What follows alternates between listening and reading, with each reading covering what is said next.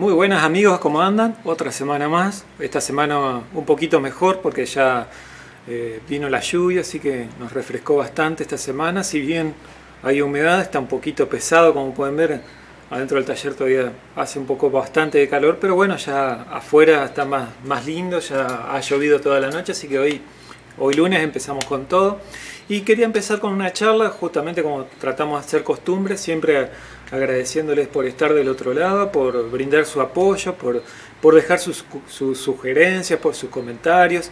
Y quería agradecerles con respecto al trabajo de la semana número 6, que fue hace 15 días más o menos.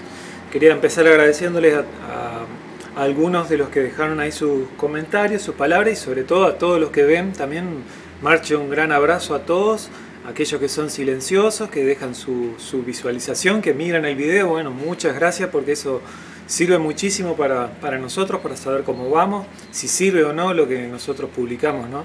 Así que muchas gracias por estar ahí, siempre con el apoyo mirando el video, ¿no?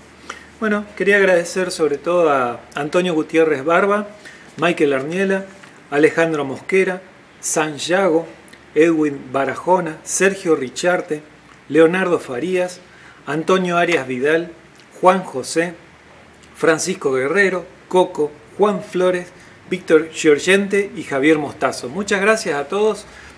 No hay palabras, digamos, para siempre expresar el agradecimiento, el aguante, el estar ahí, el expresar sus ideas o no, dejar siempre su comentario, y si realmente les ha gustado el trabajo o lo que publicamos, siempre dejar el me gusta, siempre ayuda para saber si vamos bien encarrilados. Como siempre les digo, a veces es un poquito complicado de nuestra parte mostrar algunas cosas porque estamos evidentemente atrasados con respecto a otros talleres, pero bueno, tratamos siempre de dejar una pequeña cosita, a veces un dato o una forma de realizar algunas piezas que ahora justamente estaba leyendo algunos de los comentarios que me habían dejado, y ahí más o menos diagramé algo que me parece que quizás va a ser útil con respecto a algunas de las preguntas que me preguntaron. Por ejemplo, hay 3 preguntas. Por ejemplo, Lino Soto me pregunta con qué tipo de acero trabajo. Es un gusto personal, menos acero 1010, que para mí es una porquería, pero bueno, después todo tipo de acero, desde aceros cromados, aceros inoxidables, acero 1045, 4140, 8610, depende del trabajo y la aplicación. Por lo general las máquinas que hacemos nosotros es siempre acero 1045 o 4140.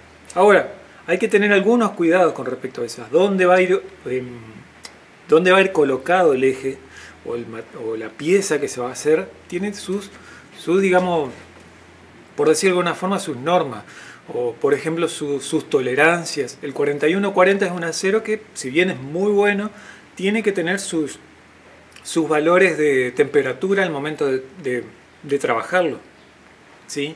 Hace más o menos, el año pasado fue que estuvimos hablando con un colega que es de una localidad cercana acá de Concordia, y él usaba mucho acero 4140, pero el tema es que ocurrió que empezó a fallarle el tema de, no el ajuste, sino el tema de digamos, de los empalmes suaves, que a veces recalco muchísimo esa la importancia de los empalmes en ese tipo de ejes. Si bien el acero 4140 es muy bueno, a veces se producen roturas por fragilidad o roturas en ese caso no era tracción, sino por rotación. O sea, se producía un quiebre perpendicular al eje, ¿sí? Eso era porque tiene muy poca tolerancia ese acero con respecto a lo que es maleabilidad, ¿sí? El material maleable es el que tiene como una memoria, digamos. Se puede llegar a torcer un poquito, pero vuelve a su posición. El 4140 es un material que es muy bueno, pero tiene muy poca tolerancia con respecto a eso, con respecto al 1045. El resultado que nos decía este colega es que justamente se produjo la rotura de un eje. Podría haber lastimado a una persona. Era un eje que transportaba una sierra circular de 400 milímetros, 45 centímetros de diámetro tenía, y produjo una rotura perpendicular sobre la parte del rodamiento donde va apoyada la carga, donde va justamente la circular. Se produjo una rotura. De ahí en más, nunca más usó 4140. puede haber quizás algún error constructivo, algún error digamos de tolerancia, como les decía, o algún error, o alguna, no error, sino pasar por alto algunas cosas, como por decir un ejemplo, lo que son los radios o los empalmes suaves. A veces taladro mucho ese tema porque está comprobado que uno deja los empalmes, los radios de empalmes muy pequeños y es casi seguro que va a producirse una rotura. En nuestro caso tratamos de evitar el 41-40 porque a veces tiene cambios dimensionales con temperatura. Esa es mi principal preocupación. Entonces a veces cuando uno está haciendo un eje de dimensiones bastante importantes, sobre todo que haya una reducción bastante importante en el eje, o sea, se produce una reducción y extensiva muy larga en el largo, digamos, esa reducción tiende a tener ciertas digamos, variaciones si uno no realiza el torneado a una velocidad constante, evitando que se produzcan diferencias de temperatura muy grandes en el material. Hay que dejarlo descansar. Cuando descansar significa que adquiera temperatura de ambiente. No es tanto el uso del acero, sino para qué lo vas a usar y digamos, contemplar la forma de construir la pieza empleando ese acero. Eso es en el torno.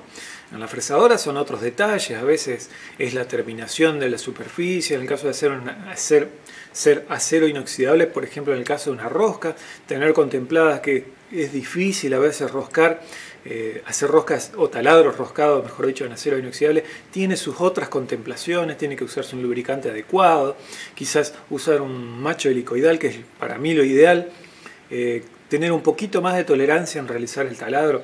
Pero son cosas que te va dictando la experiencia. Con respecto a nosotros, bueno, tratamos siempre de usar acero 1045, laminado o normalizado o trefilado, que se le dice.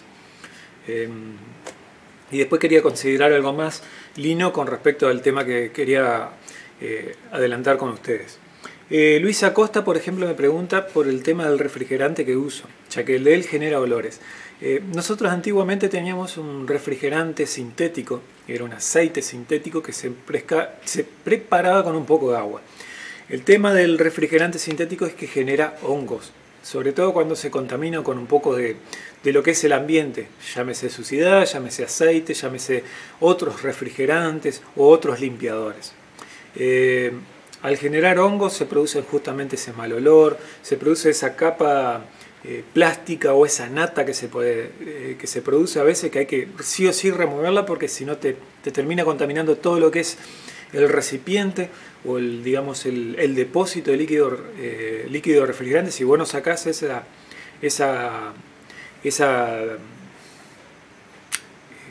hongo, sí, es un hongo que se produce, esa capita de hongo, hay que quitarlo, limpiar bien el depósito para luego preparar, si estás usando nuevamente el sintético, o si vas a cambiar de marca, sobre todo cambiar de marca porque ese hongo persiste, digamos. Hay que limpiar, hay que rasquetear, inclusive en algunos casos hay que como descontaminar, digamos, con un cepillo. Limpiar bien, bien, bien para que quede todo limpio. En nuestro caso usamos, después te voy a dejar cualquier cosa en un vínculo del fabricante que nos vendía a nosotros, que es International Chemicals. Usamos el Ultra Bemul 3000, es el refrigerante, que es una emulsión. ¿Qué es una emulsión? Es un aceite en muy poca proporción con agua. Por lo general lo que tenemos el problema con ese líquido refrigerante, y es sobre todo en el verano, es que se evapora el agua. La evaporación del agua es algo inevitable, el agua siempre se evapora. Entonces se reduce mucho lo que es el volumen de agua y queda abajo o queda más el aceite. Entonces eso lo que produce a veces es que la máquina se ensucie más fácilmente. ¿Cómo se soluciona? Y tenés que ir agregándole un poquito de líquido, siempre de agua, digamos, de preparado con menor proporción de aceite o en este caso del líquido emulsionante. A nosotros nos ha resultado muy bien esta marca. No hemos tenido problema de que se levante la pintura, que se desgaste, digamos, todo lo que son los cuadros o flechas que a veces están indicados en la fresadora o en el torno. Nosotros lo preparamos en una proporción mínima, que es al 3%, que digamos sirve para todas las operaciones, desde taladrado, fresado y torneado. Para rectificado ya es otra proporción. Pero sí te dejo abajo el vínculo, y en caso que sigas ocupando nuevamente el sintético, el refrigerante sintético, primero hay que tener cuidado con el tema de la salud. A veces muchos de esos refrigerantes, me estaba olvidando, esos tipos de refrigerantes que son con base sintética traen problemas a la piel. Siempre usar guantes. En este caso, por ejemplo, este no es tan nocivo hacia el usuario. No pasa de ser más que un aceite. En el caso de los sintéticos, los refrigerantes sintéticos, hay muchos registros, o por lo menos con colegas que hemos hablado, que trae consecuencias en la piel al manipularlo o a ensuciarse, digamos, un poco. Bueno, ese también hay que limpiarse bien las manos o usar guantes, digamos, para la manipulación. Y si seguís usando el aceite sintético, lo que vas a tener que hacer es limpiar todo siempre. Cada vez que hagas la rotación de líquido, el cambio, vas a tener que limpiar todo el depósito, bien que no quede ese hongo que te decía que genera mal olor. Pero no solamente mal olor, sino que echa a perder en menos de un día todo lo nuevo que has preparado, ¿sí? Porque es rapidísimo como se reproduce. La fresadora Wicheco que tenemos nosotros, bueno, costó muchísimo limpiar el depósito, tiene un depósito grandísimo en la base. Lo que hicimos fue anular ese depósito porque preparás muchísimo líquido para una tarea muy mínima que es el fresado. Con tarea mínima quiero decir que es muy poco lo que se emplea de líquido refrigerante, y lo que conviene siempre es preparar un depósito, por ejemplo, de 10 litros o de 5 litros que tenga una buena circulación, un buen recambio. O sea, vos sacás líquido y tiene que volver la misma cantidad de líquido. Lo posible, entonces se va reciclando, se va limpiando inclusive, y con poco líquido podés llegar a tener una buena circulación, como les decía. Entonces en esos casos a veces más vale achicar el depósito, buscar alguna forma de hacer un sistema externo, ya sea empleando una bomba común, una bomba de líquido común. Pues a veces hemos preparado acá con bombas de lavadoras de ropa, por ejemplo, que son bombitas pequeñas de 220 voltios. Eso también puede servir. O hay sistemas que hemos visto por a veces en internet que están buenísimos, que es por medio de aire, ¿sí? Que tira el spray. Ese es mucho mejor porque tenés mucho menor desperdicio de líquido refrigerante. Pero básicamente es eso. Te voy a dejar el vínculo abajo del fabricante para que puedas ver, digamos, las alternativas, si podés conseguirlo mejor. Y si no, si seguís usando el sintético, bueno, ojo, tener esas precauciones con respecto al uso, al depósito y a la limpieza sobre todo. Gracias, Luis. Y David Casanova Gabaldón me pregunta las formas de dientes o arrastre en los rodillos. David, mira, no hay un libro, no hay una definición básica de lo que son, digamos, la forma del diente. Eso nos fue diciendo más o menos la experiencia. Tenés distintos tipos de dientes que se pueden hacer. Ahora, si vos querés un transporte de madera, transporte quiero decir un avance en un sistema de rodillo que va hacia una alimentación de una máquina, una alimentación, digamos, un abastecimiento de madera continuo, por lo general lo que se emplean a veces son sistemas de rodillos planos, que en la superficie se les suelda lo que son tiras o varillas redondas con un helicoide grande que más o menos tendrá, el último que hicimos tenía unos 10 milímetros de paso el helicoide, ¿sí? Que va soldado sobre la superficie del rodillo, y ese helicoide lo que hace es encarrilar la madera hacia un lado o hacia el otro dependiendo del lado de alimentación de la máquina. Ese es un rodillo que es básico, no tiene dientes, no tiene forma, es solamente para transportar y alinear. Ahora, con respecto a los otros rodillos que hacemos generalmente en el taller, la forma del diente, que es tipo rampa, en la parte superior, como siempre les recalco, es de esta forma, ¿sí? Tenés una parte plana. Esa parte plana es lo que te garantiza, digamos, la duración del diente, ¿sí? Te da la duración o la extensión de duración del rodillo en sí. Les muestro uno de los últimos que hemos cambiado para que se den una idea. Ya vuelvo. Este es uno de los últimos rodillos que hemos hecho el cambio, ¿sí? Este está usado, si ven acá en la punta, se sigue conservando la forma del diente, sigue estando bastante bien, se podría decir. Ahora en el medio, ahí, ven, esa es la zona de desgaste. Esa es la zona de desgaste porque justamente este rodillo es helicoidal, ¿sí? Va empujando hacia ustedes, la madera va hacia ustedes, y al ser helicoidal lo que hace es justamente alinear hacia este costado. Y esta es la línea de corte. Acá va la sierra sin fin, entonces acá se ve lo que erosiona, digamos, la sierra. Esa es la parte que erosiona la sierra, que es producido por el chorro de aserrín. El chorro de aserrín en esta zona, que utiliza mucho lo que es eucalipto, es digamos un aserrín que tiene mucha mezcla de sílice. Entonces tenemos este problema, ese gran desgaste. Ese desgaste más o menos se puede llegar a evitar justamente haciéndole esa pequeña parte plana en el diente. Esa pequeña parte plana es lo que te garantiza la duración del filo. Si vos lo haces en punta al diente, ese diente no va a llegar a menos de un mes que ya va a estar redondeado. Entonces la parte plana es lo que te garantiza es siempre un arrastre, siempre una alineación. Te da una duración o una extensión de lo que es la forma del diente, no del filo. Acuérdense que esto es transporte y alineación. No es, digamos, no va cortando, no va empujando. Ahora, si uno lo que quiere es, por ejemplo, en la madera, alinear y sobre todo centrar para realizar un corte, bueno, se realiza otros tipos de dientes. Por ejemplo, lo que es el diente triangular. El diente triangular atrapa, ¿sí? Te lo deja quieto al momento del corte y empuja, ¿sí? Pero es un diente tipo triangular. Es para aprisionar, atrapar, digamos, y empujar y impulsar la madera hacia la zona de corte. Son distintas formas. En nuestro caso fuimos mutando, por decirlo de alguna forma, el diente hasta que llegamos a la forma ideal, que es esa que les decía, tipo rampa, una pequeña partecita plana. Esa parte plana depende mucho de lo que te dé el paso, del diámetro, digamos, del cálculo de perímetro que tenga el rodillo, para que más o menos te queden repartidos y quede una forma pareja, fácil de hacer en la fresadora. Fácil de hacer, quiero decir, por la división, porque para que no tenga un número medio complicado, que tengas que ir a buscar un plato o que tengas que hacer una cuenta más. Esto es rapidísimo y un cálculo redondo. Creo que era una vuelta más 16 en 24 dientes. No recuerdo bien, lo tengo por ahí anotado, pero rapidísimo y sin cambiar los platos de puntos que tiene la fresadora.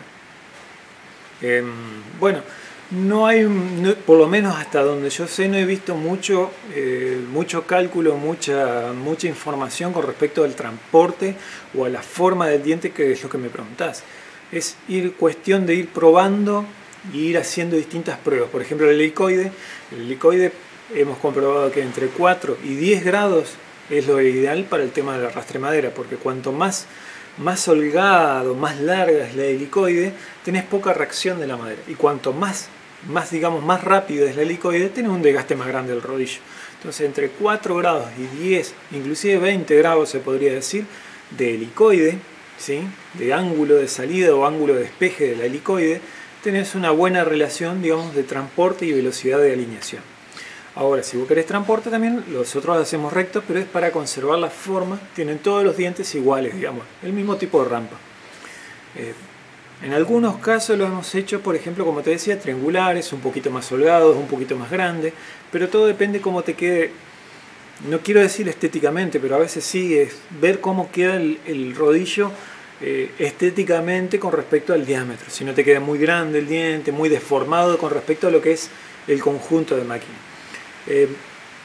Eso es lo que me faltó hacer, que voy a ver si lo puedo hacer la semana que viene. Digamos un dibujito. Siempre es bueno ir al croquis, ya sea a mano o en la computadora. A veces está bueno dibujar para tener una idea de cómo va a quedar el diente y sobre todo para tomar las referencias para luego volcarlo en la fresadora. Así que eso sí, me quedó pendiente y me había olvidado, ¿sí? Ver cuándo puedo hacerte un dibujito básico de más o menos cómo ubicar el diente y cómo te va a quedar lo mejor posible. Pero David, igual no hay, no he visto, mejor dicho, no es que no hay, no he visto un libro o algunos temas con relación al transporte y direccionamiento de madera que lo trate muy a fondo. Va más en la experiencia o en lo que más o menos uno va moviendo o adaptándose a veces, o inclusive a veces viendo otras máquinas y tratando de modificarlo para que quede un poquito mejor de lo que funciona.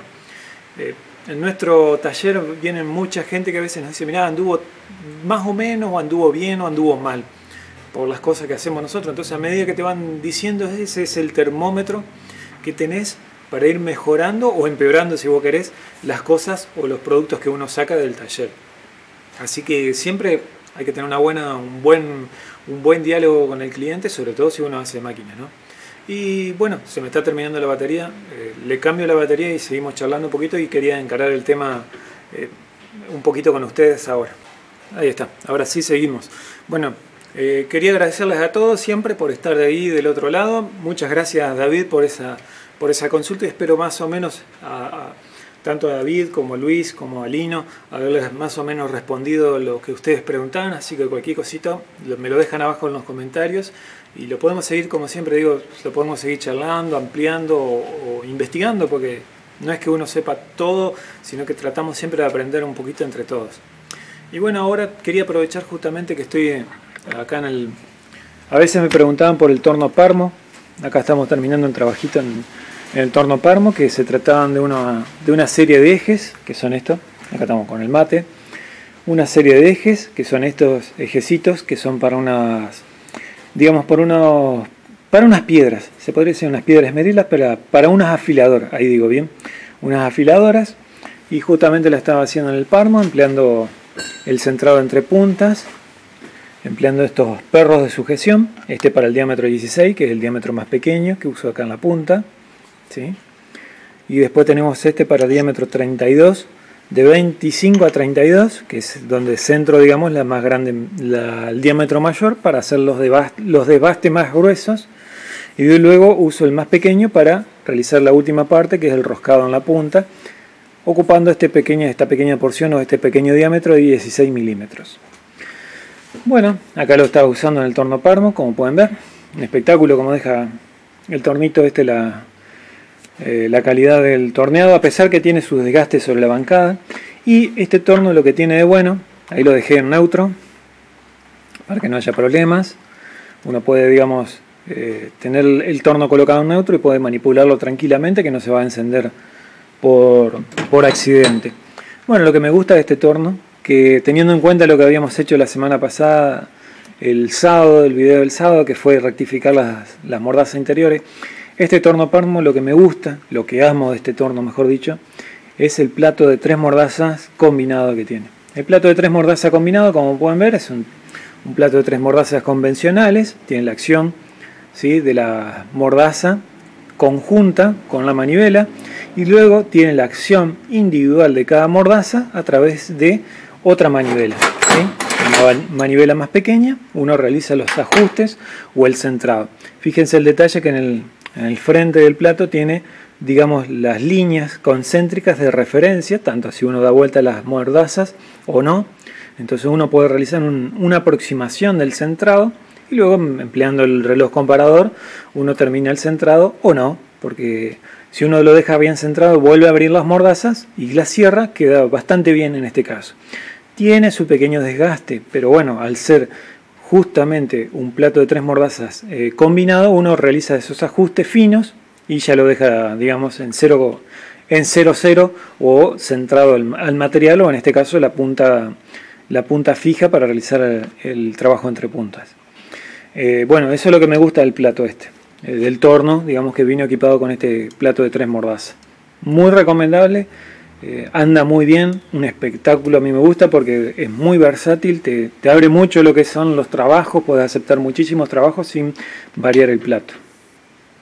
Ahora, lo que quería considerar, porque si no después se va al trabajo y me olvido, si uno se fija, esto es un eje simple, donde va un rodamiento sobre este diámetro 20, y luego hay un escalonamiento acá. Este escalonamiento más o menos acá lo representé en este plano, ¿sí? Este croquis más que un plano. Corresponde acá al eje, que vendría a ser como tenemos ahí, ¿sí?, al eje, la rosca, la parte de apoyo del útil o herramienta, o en este caso un disco de afilado. Tenemos las dos, el rodamiento. Tenemos acá la guarnición, lo que se llama guarnición, las dos guarniciones o los dos platillos de apoyo, ¿sí? Y acá adelante va la tuerca o lo que ustedes quieran poner. Primero, consideración, siempre tener en cuenta la rotación del eje, para qué lado gira, el útil, el material, la herramienta, ¿sí? En este caso son dos roscas izquierdas, tanto para la polea como para para el ajuste de las guarniciones o de los platillos, ¿sí? El ajuste quiere decir esto que si el eje gira en sentido antihorario, la rosca va a tener que ser izquierda, ¿sí? Para que en el momento que gire se tiene que ajustar también la tuerca en el sentido de giro, ¿sí? Así que bueno, eso siempre a tener en cuenta. Luego otro detalle, como siempre les recalco, es el tema del empalme, ¿sí? El empalme. Ahí tenemos el empalmecito, pequeño empalmecito, pero siempre tenerlo presente.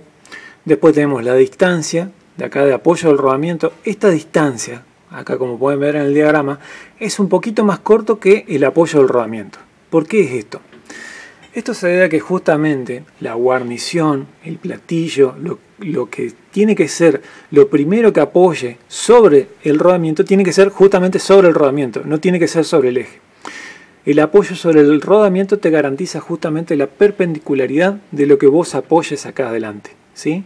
Si vos tenés la guarnición apoyada sobre el rodamiento, vos no vas a tener dudas de que te va a quedar derecho, ¿sí? Te va a quedar a la escuadra lo que vayas a colocar después. Llámese piedra, llámese circular, llámese cualquier otra herramienta, ¿sí? A veces sucede, sí, que uno puede tener diferencias, porque uno torneó, dio vueltas, hay un pequeño error. Bueno, acá tenemos la otra referencia, que acá tenemos otro escalonamiento. Bueno, el rodamiento en este caso, en el caso de este eje, tiene 20 milímetros, ¿sí? Al ser un rodamiento común, va el ajuste 0,0, o sea, medida con medida prácticamente. Luego lo que hice fue un rebaje a 19,5 y luego viene el rebaje a 19 milímetros, que es la medida normalmente que tienen las piedras o circulares, a veces en el mínimo, ¿sí? 19 milímetros. Este diámetro de 19,5, lo que hacemos es la primera guarnición que va en contacto con el rodamiento va ajustada sobre este eje, no va floja, ¿sí? Va ajustadita, con un ajuste, digamos, un poquito más suave que lo que va al rodamiento, para permitir, digamos, colocarlo fácil y quitarlo fácil también. ¿Qué nos permite ese ajuste? Ese ajuste nos permite que, además de que quede centrado, digamos, concéntrico con el giro, con el torneado que hicimos en el eje, vamos a tener un buen apoyo contra el rodamiento, porque justamente si uno lo hace que el ajuste sobre el eje quede más o menos fijo, más o menos bien hecho, cuando a medida que nos vamos acercando al rodamiento no va a tener tendencias, digamos, si queda flojo, no va a quedar el apoyo en falso, ¿sí? Vamos a tratar de llevarlo lo más parejito, copiando el diámetro de ajuste hasta que hagamos contacto con el rodamiento. ¿Y cómo sabemos que va a hacer contacto con el rodamiento? Porque justamente tenemos este apoyo un poquitito más corto, puede ser inclusive medio milímetro más corto, 1 milímetro como máximo. Debido a que aquí tenemos el radio de 0,5, podemos hacer inclusive hasta 0,7 milímetros más corto, casi 1 milímetro, ¿sí? Y como este apoyo es un poquito más corto que el rodamiento, o sea, el rodamiento tiene un poquito en el aire, la primera guarnición seguramente va a apoyar sobre lo que es el costado del rodamiento, ¿sí? Así que ahí tenemos justamente para colocarlo, apretadita la primera guarnición, que haga contacto con el primer rodamiento.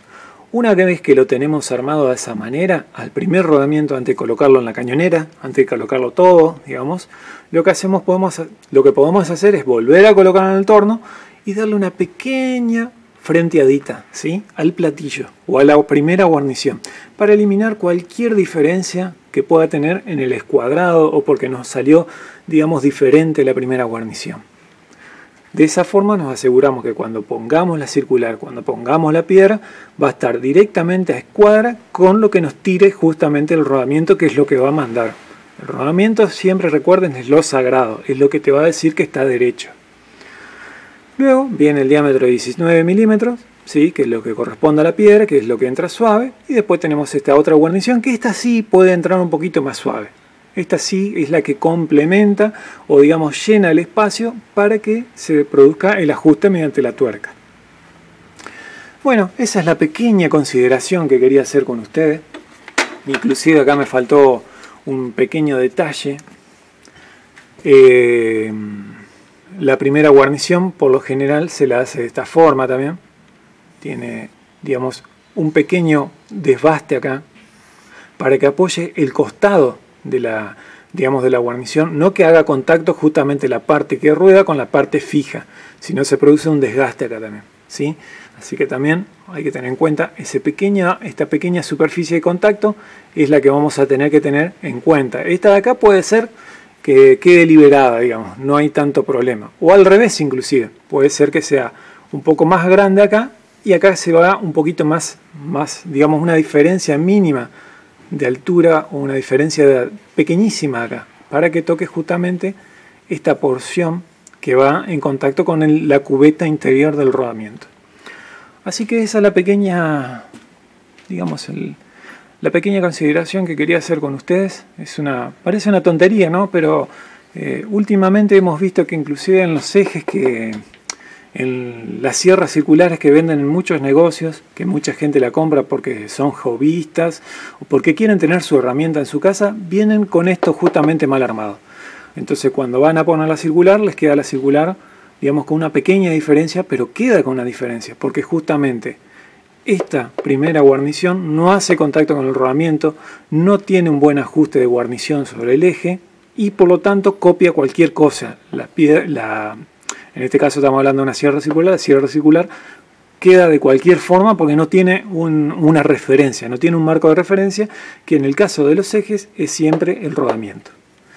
Bueno, esa era la pequeña consideración que quería hacer con ustedes con respecto a este trabajo. Si no, después se me va el trabajo y se me olvida siempre de dejarles digamos, estos detalles que siempre aprovecho a tener en cuenta, porque es, como ven, un trabajo sencillísimo, no hay muchas vueltas, es prácticamente dos diámetros iguales en ambos lados, pero fíjense el detalle de que hay pequeñísimas cosas que siempre hay que tener en cuenta, detalles pequeños, quizás no es digamos, muy relevante para la función que va a tener una piedra meril, digamos, no es tan importante porque uno lo sirve para afilar o para devastar cosas gruesas, pero en el caso de por ejemplo, de lo que es una ingletadora o de lo que es una máquina de corte para placas, esta pequeña diferencia es muy grande y tiende a realizar muchas veces un desgaste desparejo de lo que son las placas o de los dientes de